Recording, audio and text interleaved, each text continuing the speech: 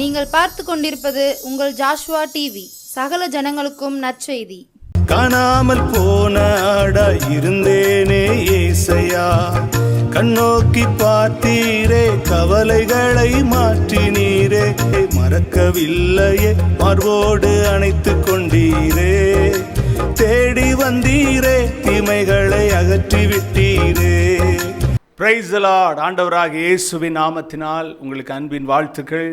இந்த நிகழ்ச்சிக்கு உங்களை அன்போடு கூட வரவேற்கிறேன். எப்படி இருக்கீங்க? சந்தோஷமாக இருக்கீங்களா? நீங்கள் சந்தோஷமாக இருப்பது தான் தேவனுடைய சித்தம். ஹல்லேலூயா. சரி, இன்றைக்கி நாம் நிகழ்ச்சி நேராக போகலாமா? சரி, இன்றைக்கு நாம் ஆண்டவருடைய வார்த்தையை தியானிக்க போகிறோம். இன்றைக்கி மெய்யாகவே ஆண்டவங்களோடு கூட பேச போகிறாரு. நீங்கள் குடும்பமாக உட்காந்து பார்க்குறதுல எங்களுக்கு ரொம்ப சந்தோஷம். மற்றவர்களுக்கு அறிமுகம் பண்ணுங்கள். ஆமாம், செவ்வாய்க்கிழமை 6:30 இந்த நிகழ்ச்சி ஒளிபரப்பாகுது. மெய்ப்பனின் குரல் கேட்க. ஆகவே இந்த செய்தி உங்களுக்கு மிகுந்த பிரயோஜனமாக இருக்குது. தொடர்ந்து பாருங்கள், அநேகருக்கு அறிமுகம் செய்யுங்க. கர்த்தருடைய நாமம் அதில் மகிமைப்படட்டும். நாங்கள் மிகுந்த பிரயாசத்தின் மத்தியில் அந்த ஊழியத்தை செய்து கொண்டு இருக்கிறோம். அநேகருக்கு இதை நீங்கள் அறிவிக்கும் போது நீங்களும் ஊழியம் செய்கிறீங்க. கர்த்தருடைய நாமம் நிச்சயமாக மகிமைப்படும். அதற்குரிய பலனை அதிகமாக கர்த்தர் உங்களுக்கு தருவார். ஆமென். ஸ்தோத்திரம். ஆண்டவர் நல்லவர். வேதத்தில் பழைய ஏற்பாட்டு புஸ்தகத்தில் யோனா 1ஆம் அதிகாரத்தை திருப்பிக் கொள்வோம். யோனா 1ஆம் அதிகாரம் 3ஆம் வசனத்தை வாசிக்க கேட்போம். அப்பொழுது யோனா கர்த்தருடைய சமூகத்தின் நின்று விலகி தர்சீசுக்கு ஓடி போகும்படி எழுந்து யோப்பாவுக்கு போய் தர்சீசுக்கு போகிற ஒரு கப்பலை கண்டு தர்சீசுக்கு போகும்படி ஒரு கப்பலை கண்டு கூலி கொடுத்து தான் கர்த்தருடைய சமூகத்தினின்று விலகும்படி அவர்களோட தர்சீசுக்கு போக கப்பல் ஏறினான். நல்லா கவனிங்க. இன்னைக்கு நாம் வாசித்த அருமையான இந்த வேத பகுதி யோனாவை குறித்து சொல்லப்பட்டிருக்கிறது. யோனா தீர்க்கதரிசியை குறித்து நம்ம வாசிக்கிறோம். அன்புக்குரியவர்களே, யோனா தீர்க்கதரிசியை குறித்து உங்களுக்கு நல்லாவே தெரியும். யோனா மிக முக்கியமான ஒரு நல்ல தீர்க்கதரிசி. ஸ்தோத்திரம். கவனிங்க. இன்றைக்கி நாம் சிந்திக்க போகிற தலைப்பு ஓடாதே. ஓடாதே அப்படிங்கிற தலைப்பின் கீழே ஆண்டுடைய வார்த்தையை நம்ம சிந்திக்க போகிறோம். இந்த தீர்க்கதரிசிக்கும் ஓடாதேங்கிற தலைப்புக்கும் என்ன அப்படின்னு நீங்கள் ஒருவேளை சிந்திப்பீங்க. நான் உங்களுக்கு காட்டி கொடுத்துட்றேன். 3ஆம் அதிகாரத்தில் சொல்லப்பட்டிருக்கு, அப்பொழுது யோனா கர்த்தருடைய சமூகத்தினின்று விலகி தர்சீசுக்கு ஓடி போகும்படி எழுந்து. ஓடுனது யாரு? யோனா. இன்னைக்கு யாரெல்லாம் ஓடிக்கிட்டு இருக்கீங்க? பாஸ்டர், நாங்கள் ஓடிக்கிட்டே தான் இருக்கோம். வாழ்க்கையில் ஓடிக்கிட்டே இருக்கிறோம். உழைக்கிறோம். வேலை செய்கிறோம். குடும்பத்துக்காக ஓடுறோம். சரி, அதெல்லாம் ரொம்ப நல்லது. கட்டாயம் செய்யணும். செய்யாமல் இருக்கக்கூடாது. சும்மா தான் இருக்கக்கூடாது. நல்ல வேலை செய்யணும். குடும்பத்தை போஷிக்கணும். ஆமாம், இதெல்லாம் ரொம்ப முக்கியம். சரி, இங்கே சொல்லப்பட்டிருக்கு, யோனா தீர்க்கதரிசி கர்த்தருடைய சமூகத்தின் நின்று விலகி தர்சீசுக்கு ஓடி போகும்படி எழுந்து அப்படின்னு போட்டிருக்கு. நல்லா கவனிங்க. நாம் நம்முடைய வாழ்க்கையில் ஓடிக்கிட்டு தான் இருக்கிறோம். ஆனால் நாம் தேவனுக்கு விரோதமாக ஓடக்கூடாது. விசேஷமாக இன்றைக்கி ஓடாதே அப்படிங்கிற தலைப்பின் கீழ் முதல்ல நம்ம பார்க்க போகிறது என்னென்னா, கர்த்தருடைய சமூகத்தை விட்டு நம்ம ஓடவே கூடாது. கர்த்தருடைய சமூகத்தை விட்டு ஓடி போகிற அனுபவம் நம்ம வாழ்க்கையில் இருக்கவே கூடாது. யோனா ஒரு நல்ல தீர்க்கதரிசி தான். ஆண்டவரை குறித்து அறிந்த ஒரு தீர்க்கதரிசி தான். கர்த்தருடைய வார்த்தையை நல்லா புரிந்து கொண்ட ஒரு தீர்க்கதரிசி தான். ஆண்டவர் சொன்ன காரியத்தை இருதயத்தில் ஏற்றுக்கொண்டு செய்கிற ஒரு தீர்க்கதரிசி தான். ஆனால் இந்த சூழ்நிலையில் கர்த்தருடைய சமூகத்தை விட்டு ஓடுகிறார். ஆண்டவர் எங்கே போக சொல்கிறாரு? ஸ்தோத்திரம். ஆண்டவர் எங்கே போக சொல்கிறாரு? நினிவேக்கு போக சொல்கிறார். 2ஆம் வசனம் சொல்லுது, நீ எழுந்து மகா நகரமாகிய நினிவேக்கு போய் அதற்கு விரோதமாக பிரசங்கி, அவர்களுடைய அக்கிரமம் என் சமூகத்தில் வந்து என்ன செஞ்சிச்சு? எட்டினது என்கிறார். ஆண்டவர் ஒரு ப்ராஜெக்டை கொடுக்கிறார். ஆண்டவர் ஒரு வேலையை கொடுக்கிறார். எப்பா, நீ நினிவேக்கு போ, அந்த நகரத்துக்கு விரோதமாக நீ பேசு. ஆமாம், அவங்க அக்கிரமம் என் சமூகத்திலேருந்து எட்டிட்டு அப்படின்னு ஒரு ப்ராஜெக்டை, ஒரு வேலையை கொடுக்கிறார்.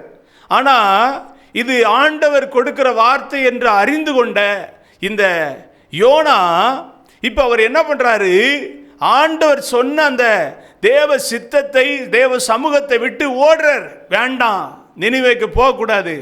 ஏன்னா நினிவே குறித்த சர்வே யாருக்கு தெரியும்னா யோனாக்கு தெரியும். நினிவே ஜனங்கள் மிகவும் முரட்டாட்டான ஜனங்கள், மிக கொடூரமான ஜனங்க, அக்கிரமத்தை செய்கிறவங்க, ரொம்ப பொல்லாதவர்கள் என்று அறிந்து கொண்டதுனால அங்கே போனால் திரும்பி வர முடியாது, அங்கே போனால் நம்ம உயிர் பிழைக்க மாட்டோம் இப்படிங்கிற ஒரு மனுஷிகமான ஒரு எண்ணத்தை தனக்குள்ள தீர்மானித்து, இனி இங்கே இருந்தோம்னா ஆண்டவர் ஓயாமல் டார்ச்சர் பண்ணுவார், நம்ம எங்கே ஓடிடுவோம், தர்சீசுக்கு ஓடிடுவோம்னு சொல்லி தேவ சமூகத்தை விட்டு ஓடுறார்.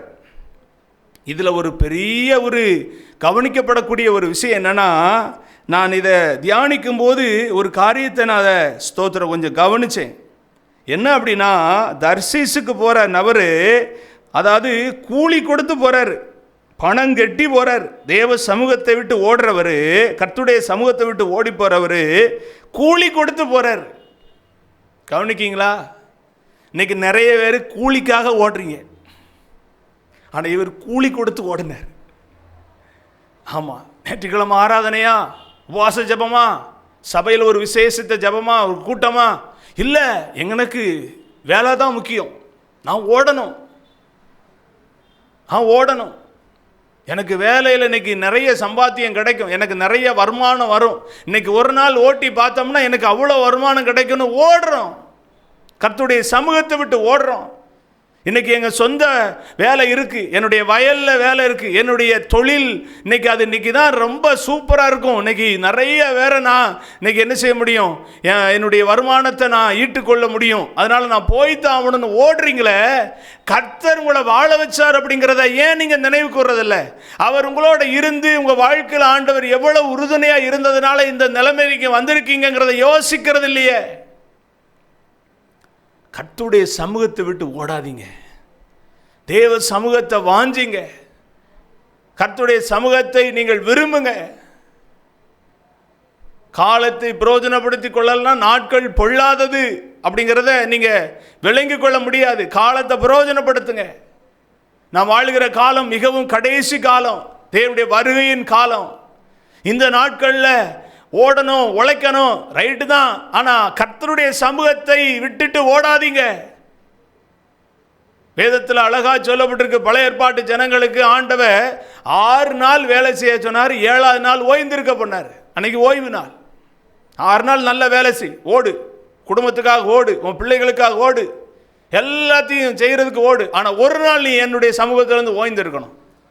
இன்னைக்கு நீங்கள் அப்படி செய்கிறீங்களா? இந்த வார்த்தையை கேட்குற நீங்கள் அப்படி செய்கிறீங்களா? 7 நாள் வேலை தானே, ஓடுன்னு.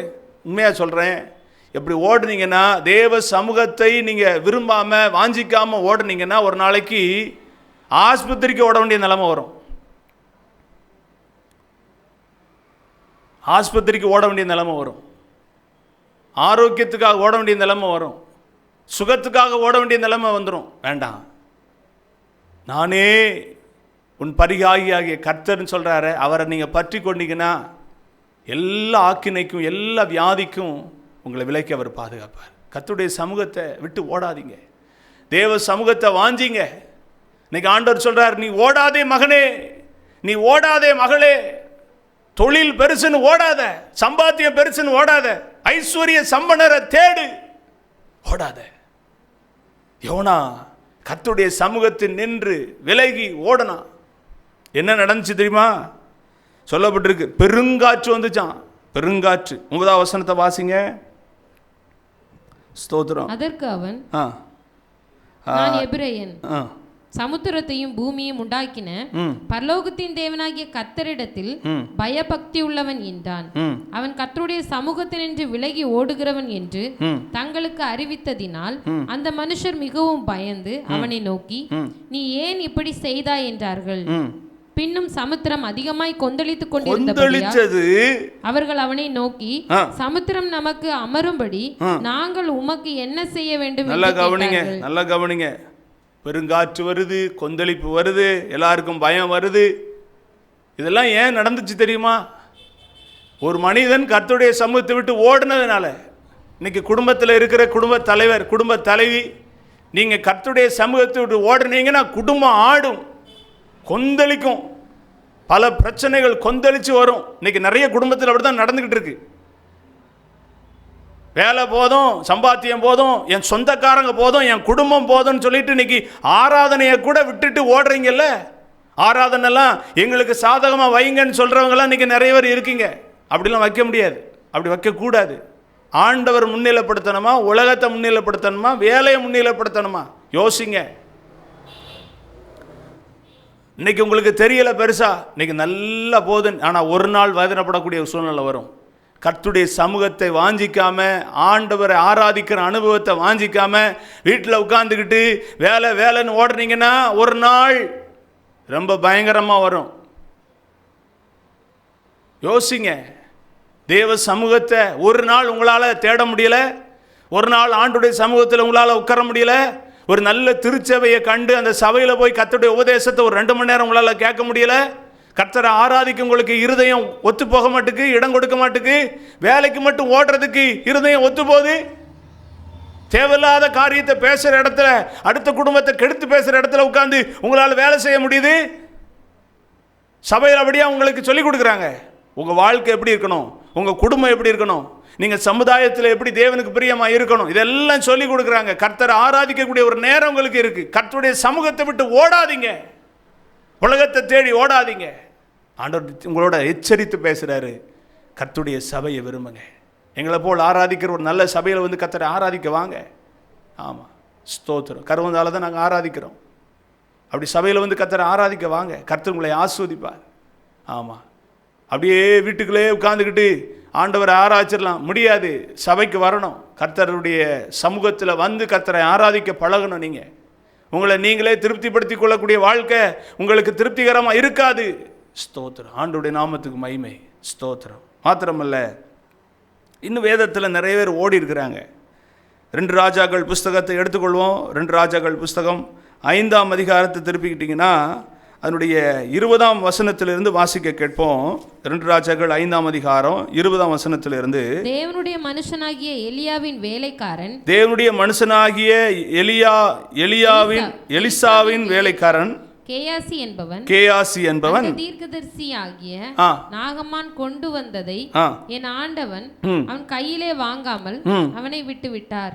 நான் அவன் பிறகே ஓடி கையிலே ஏதாகிலும் வாங்குவேன் என்று கர்த்தருடைய ஜீவன் எவ்வளவு இருக்கு பாருங்க. கர்த்தருடைய ஜீவனின் மேல் ஆணையிட்டு நாகமானை பின்தொடர்ந்தான். அவன் தன் பிறகே ஓடி வருகிறதை நாகமான் கண்டபோது அவனுக்கு எதிர்கொண்டு போக ரதத்திலிருந்து குதித்து சுக செய்தியா அவன் பயந்து போய் கேட்கிறான். இவன் ஓடி வரத பார்த்தோன்னே அவன் பயந்து போய் சுக செய்தியா, வேற ஏதாவது துக்ககரமான செய்தியா இருக்குமோன்னு கேட்கிறான். அடுத்த வசனம், சுக செய்திதான். தீர்க்கதரிசிகளின் புத்திரரில் இது யாருக்கு சுக செய்தி? அவனுக்கு சுக செய்தி தான். தீர்க்கதரிசி புத்திரரில் 2 வாலிபர் இப்பொழுதுதான் எப்ராயிம் மலை தேசத்திலிருந்து என்னிடத்தில் வந்தார். எவ்வளவு பெரிய பொய்! அவர்களுக்கு 1 தாலந்து வெள்ளி 2 மாட்டு வஸ்திரம் தர வேண்டும் என்று கேட்க என் எஜமான் என்னை அனுப்பினார் என்றார். இது அதை விட பொய். எஜமான் சொல்லிட்டாரு, அவன்கிட்ட இருந்து ஒன்னையும் வாங்க மாட்டேன் அப்படின்ட்டாரு. நீ என்ன கொடுத்தாலும் நான் வாங்க மாட்டேன்ப்பா, நான் வாங்குறதா இல்லைன்னு சொல்லி மேலே உள்ள வசனங்களை வாசித்தீங்கன்னா சொல்லப்பட்டிருக்கு. ஆனால் இவன் கர்த்தரின் ஜீவன் மேலே ஆணையிட்டன் இவனே உன்னை சொல்லிக்கிட்டு இவன் ஓடி வர்றதை பார்த்தோன்னே அவன் சுக செய்தியான்னு கேட்க அவன் சுக செய்தி தான் சொல்ல. இப்போ தான் கர்த்தருடைய தீர்க்கதரிசியில் 2 பேர் வந்தாங்க. அவங்களுக்கு ஸ்தோத்திரம் 1 தாலந்து வெள்ளி 2 மாட்டு வஸ்திரம் தரணும்னு என் எஜமான் என்னை அனுப்பினார்னு சொல்லி எல்லாத்தையும் கேட்டு வாங்கிட்டு இப்போ 24 வசனம், அவன் மேட்டண்டைக்கு வந்தபோது அவன் அதை அவர்கள் கையிலிருந்து வாங்கி வீட்டிலே வைத்து அந்த மனுஷரை அனுப்பிவிட்டான். அதற்கு அவர்கள் போய்விட்டார்கள். நல்லா கவனிங்க. கேயாசியை குறித்து இங்கே அழகாக சொல்லப்பட்டிருக்கு. இதை நீங்கள் வீட்டில் நல்லா வாசித்து பாருங்க. இவன் எதுக்கு ஓடனான் அப்படின்னா, ஸ்தோத்திரம், பொருளுக்காக ஓடனான், பணத்துக்காக ஓடனான்.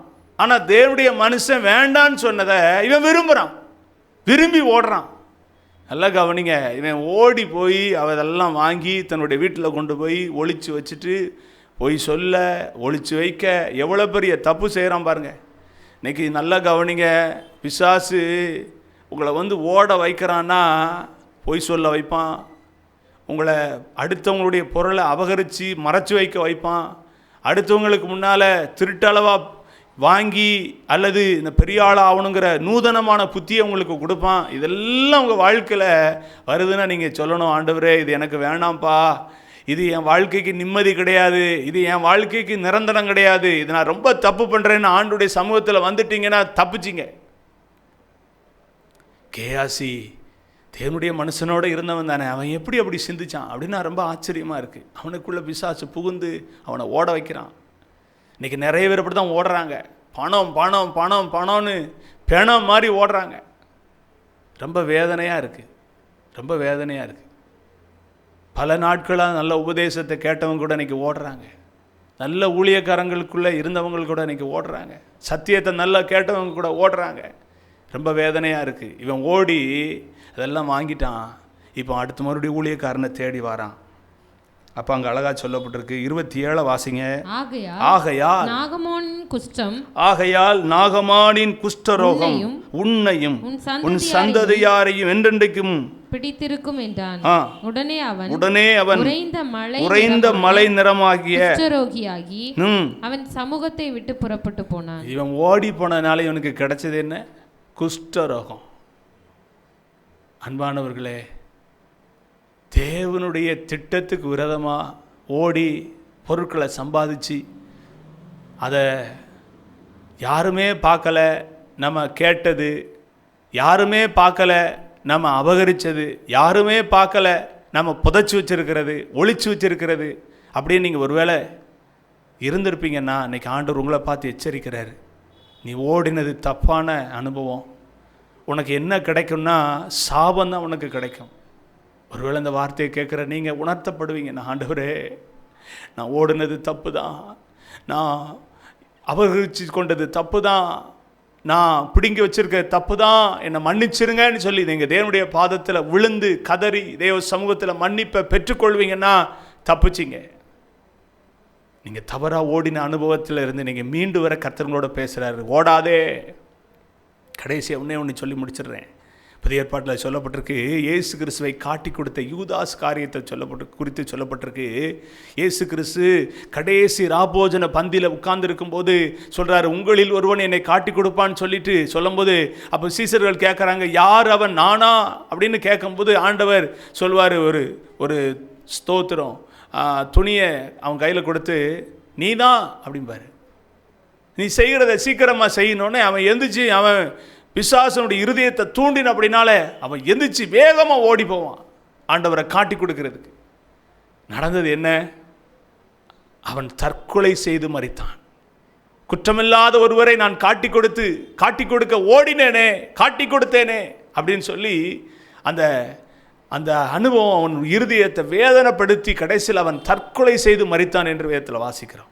ஆண்டவரை காட்டி கொடுக்க ஓடக்கூடாது. இன்றைக்கி நிறைய பேர் ஆண்டவரை காட்டி கொடுக்குறவங்கள இன்றைக்கி வாழ்கிறத பார்க்கும்போது ரொம்ப வேதனையாக இருக்குது. பாவத்தினால, சாபத்தினால, அக்கிரமத்தினால, அருவருப்பான வாழ்க்கையினால, ஆமாம் ஆண்டுடைய பிள்ளையே என்று சொல்லி வாழ்ந்தவர்கள் கூட இன்றைக்கி ஆண்டவரை தவறான விதத்தில் காட்டி கொடுக்கக்கூடியவங்களாக இருக்கிறது ஒரு வேதனைக்குரிய விஷயம். வேண்டாம்.